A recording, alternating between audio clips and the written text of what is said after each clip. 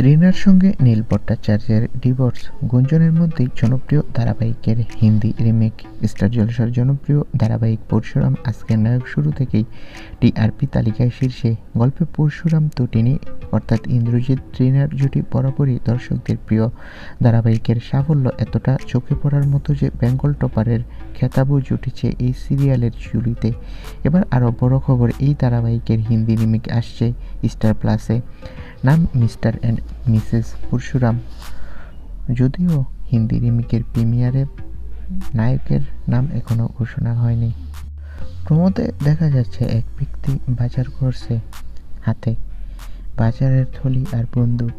এরপর তার স্ত্রী এবং 2 সন্তানকে নিয়ে হাঁটছে। এরই মধ্যে সিরিজের থ্রিলার আভাস, কিন্তু দর্শকদের মন খারাপ করতে পারে ব্যক্তিগত গুঞ্জন। সম্প্রতি শোনা যাচ্ছে পরশুরাম সিরিয়ালের নায়িকা ত্রিনার সঙ্গে নীল ভট্টাচার্যের সম্পর্ক ভাঙতে পারে। যদিও ত্রিনা এই বিষয়ে মুখ খুলতে নারাজ।